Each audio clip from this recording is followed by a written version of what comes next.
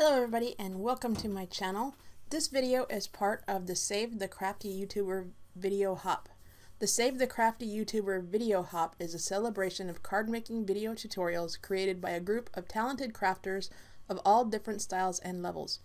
We are coming together over 5 days to give our viewers a chance to discover other amazing card makers and help reach monetization goals. All you have to do is watch, like the video, consider subscribing, and click the link in the video description below to hop to the next video. Let yourself be inspired. Don't forget to comment because we have tons of prizes to give away. Please indicate if you are located in the USA or international so that prizes can be awarded appropriately, as some prizes, although not all, have restrictions on them. Don't forget to check back every day this week since there are 5 themed days of video hops. You'll never know when you'll discover your new favorite YouTuber. I'm going to make 2 cards for my video today using the Concord 9th Brushed Blossom stamp set and coordinating die. For the first card, I'm just starting with some Nina Classic Crest Solar White 110 pound cardstock. I'm going to put that in my Tonic Tim Holtz stamp platform, and I'm just going to stamp the elements of the stamp set using Altenew crisp inks. I used Frayed Leaf, Frosty Pink, and Really Red, and I arranged the stamps in the bottom right hand corner of the card front.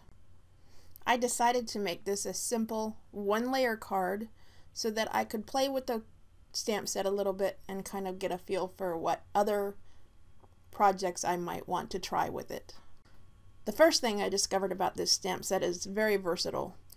You can use all of the elements or some of the elements, and every time you change it up a little bit, you're going to get a completely different look. And you'll see that as I complete the first card and the second card.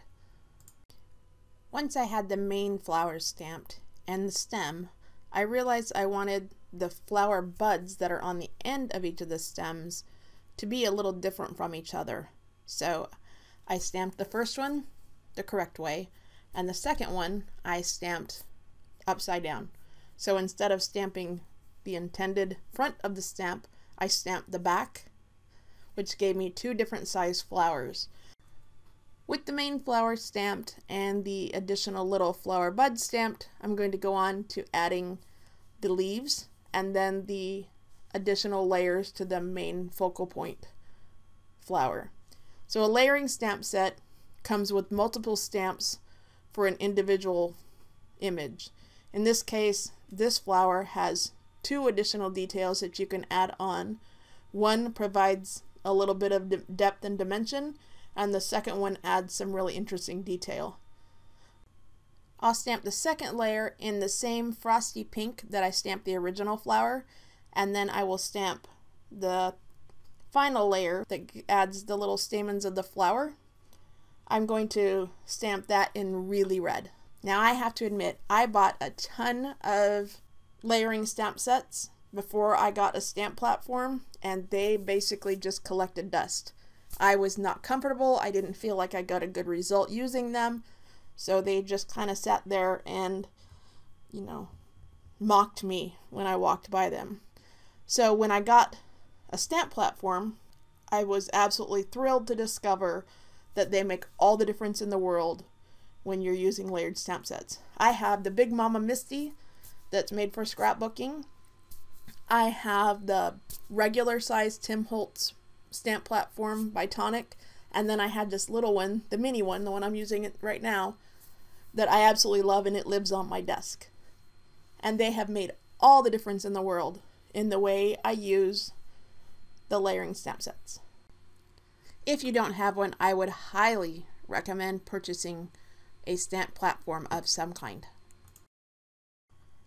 This stamp set comes with a fair number of smaller details.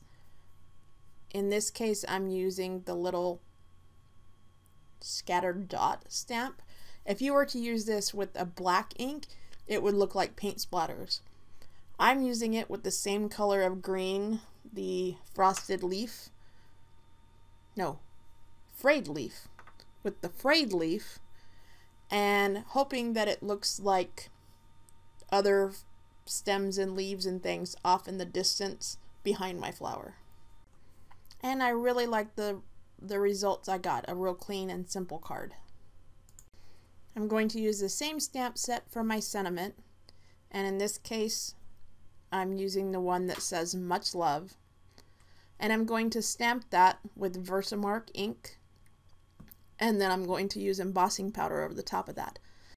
Before I stamp, I'm going to use my EK Success powder tool that will keep the embossing powder from sticking from anywhere other than the stamped sentiment.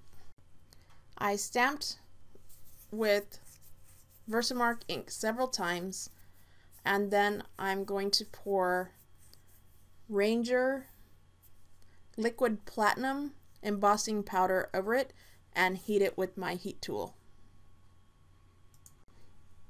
There are several of the Ranger embossing powders that I love. This happens to be my favorite color. I also really like Black Sparkle, Watering Can, Silver, and Princess Gold. To melt the embossing powder, I'm using my Ranger Heated Craft tool and a pair of reverse tweezers. I think these are Cricut ones. Yeah, they are. These are Cricut ones, and I like using those because I can get some distance between my hands and the heat tool. Always a good thing so you don't burn your hands off. I'll adhere the card front onto a card base made out of basil cardstock.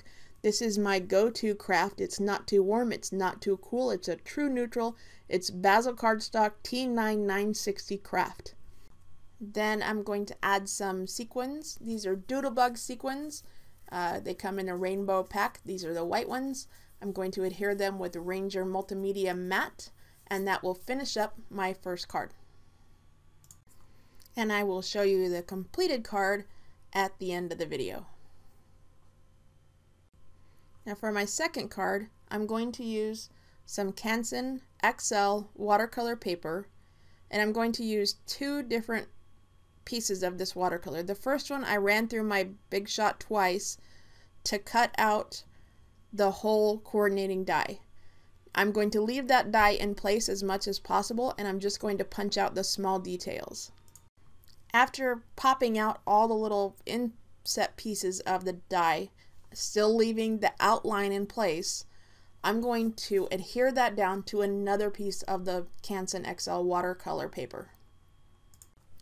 Now I'm going to pull out some Distress Oxides, and I chose purple and green, one because I love purple, and two because they're almost directly opposite each other on the color wheel, and that makes for a really high contrast card front. I'm going to use my Derwent watercolor brush and paint in the die cut piece of watercolor cardstock through the die cut piece onto the piece that I attached to the back.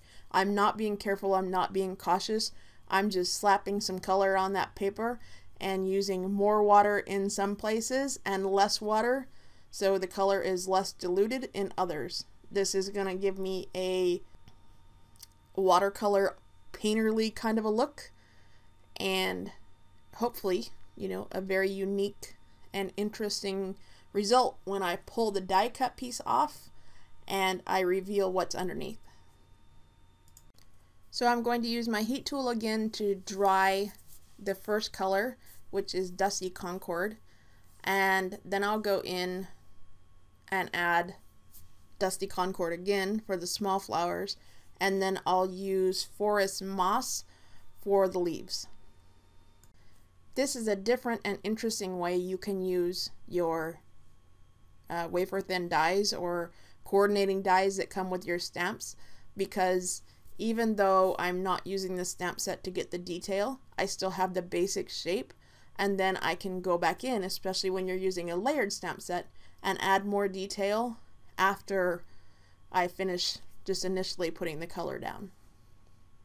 So now I've pulled off the die cut piece and revealed what was underneath, which is a very loose watercolor flower, top and bottom of my card front. I'm going to add additional details, still using Forest Moss and Dusty Concord, using the stamen stamp and the small splatter stamp in just a few places. After I've added the little splatters and the stamen, I'm also going to use the stem stamp to add the stems that connect the flowers and the leaves all together. I'm still using just my same two colors, Forest Moss and Dusty Concord, for all the little extra details. I haven't added any other colors. I have a tendency to want to use all of my products when I am making a card or scrapbooking, because I have all of them, and why not use all of them on one card? But there is something to be said for a limited palette on any project. Since I'm using oxides, and oxides react so interestingly, is that a word? Interestingly? It is now. Since oxides react so interestingly to water, I was able to get the look of using several different colors with just the one.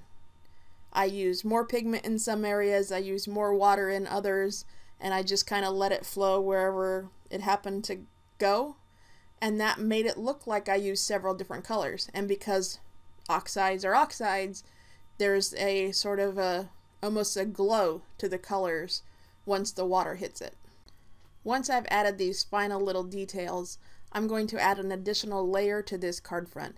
The die that comes with this stamp set is one piece, but it cuts out not just those little individual pieces that I popped out, but it makes a complete outline, a really super thin, delicate outline that goes around these flowers. I will run another piece of the Canson XL watercolor paper through my Big Shot.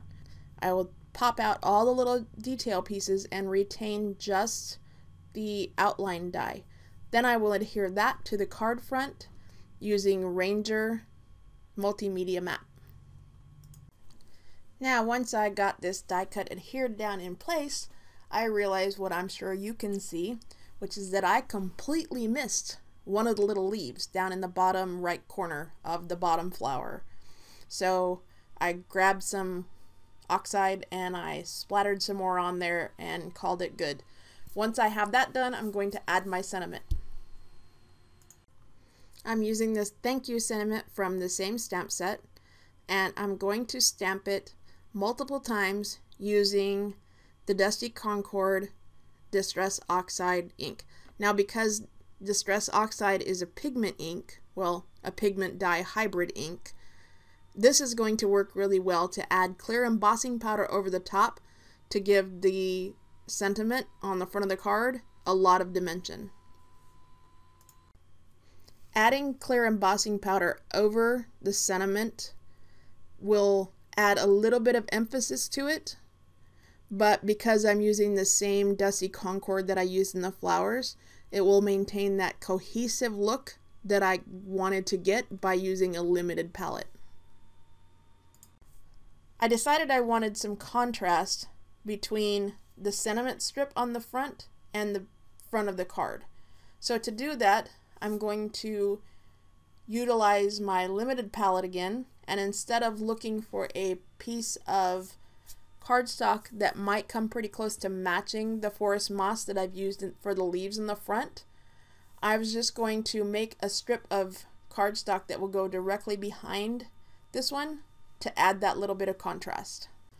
This is a really great way to stretch your supplies. I was able to take a piece of the cardstock that I had cut off when I was cutting the card front and use that to add the little extra detail that provided contrast behind my sentiment. Next, I trim my sentiment strip down to be just a little bit smaller than that forest moss green strip of watercolor cardstock. Now that finished up my card except for a few doodlebug sequins, and as you can see from the finished cards, I was able to get two really different looks using the same die stamp bundle, and it really allows you to stretch your supplies. I really want to thank you for stopping by my video and for joining us on the Save the Crafty YouTuber video hop. You'll find the link to the next stop on the hop in the description box below my video. If you enjoyed this video, please consider subscribing. Don't forget to comment directly below my video to be entered to win some of the fabulous prizes that are part of this video hop. Be sure you mention whether you're a US or international viewer. Again, thank you so much for joining us on the Save the Crafty YouTuber video hop. I hope you have an amazing day and keep making all the crafty good stuff.